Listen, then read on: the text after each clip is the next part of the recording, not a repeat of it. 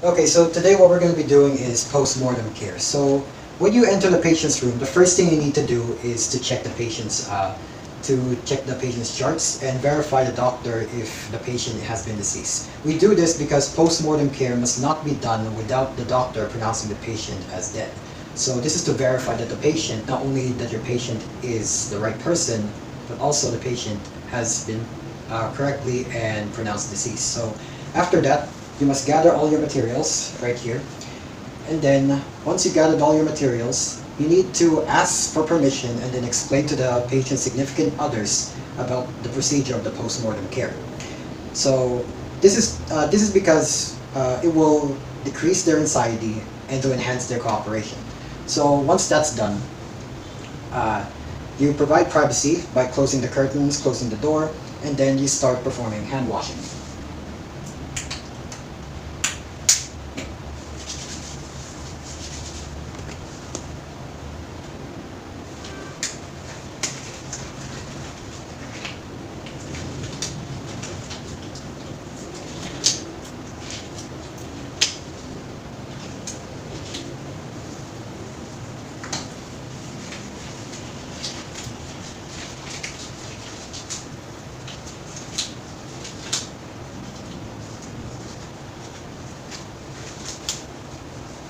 Okay. So once you put on your gloves, the first thing you need to do is if the patient's eyes are open, you must close them. This signifies a sign of eternal rest and respect.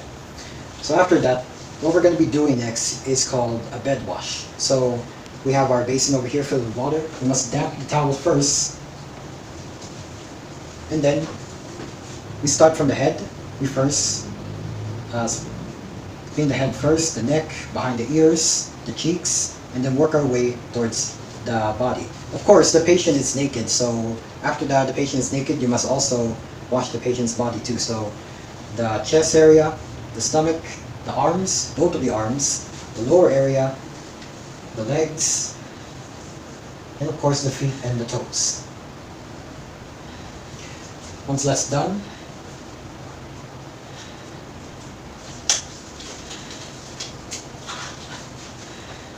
uh, once that's done, you must you must put cotton on the patient's eyes, nose, including ears. This is so that if the patient starts to secrete, the secretion will be absorbed by the cotton. So make sure they're also secured with tape. But for obvious reasons, I'm not going to be doing that because my patient is just pretending to die. So for safety reasons, I won't be putting them on. So just pretend.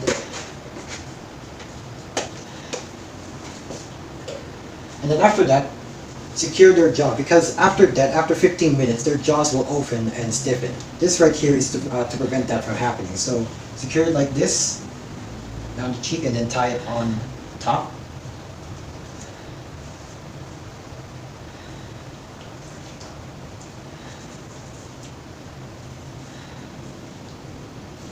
So this will prevent the jaw from opening. So after that, ask the patient if they would like some time alone with the patient. Ask the significant others if they would like some time alone with the patient. Give them time to grieve, to mourn, to say goodbye, and ask them if they would like to be left alone. So once that's done, begin covering the patient with the shroud. So after that, take the pillow off the patient.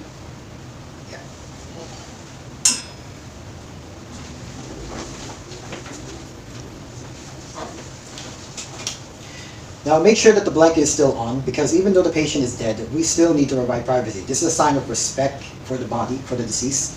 So the shroud, make sure you don't reveal any of the patient's area.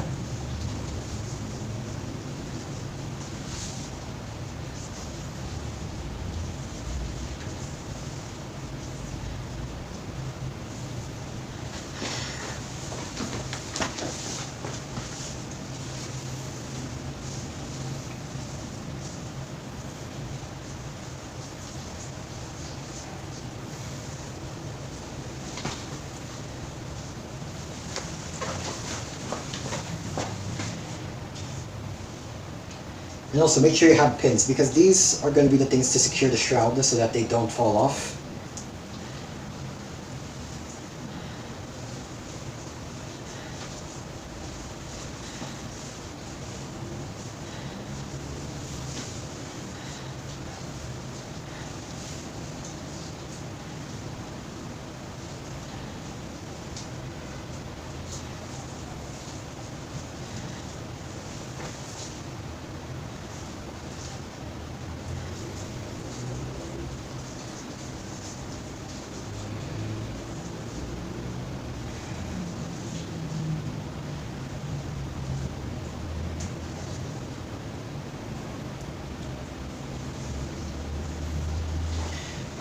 Now the head, we will also have to cover it. However, because this is just pretend, I won't be doing that for safety reasons.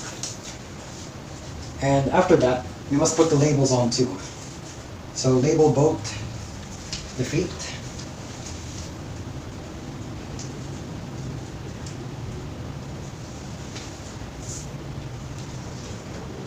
And arms.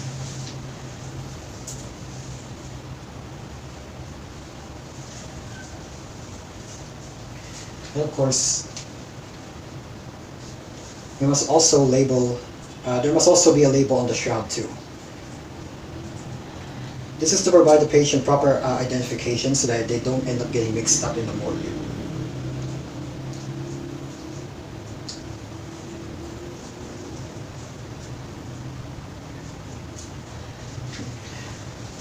So once that's done, the patient can now be transferred to the morgue where they could be properly cared for.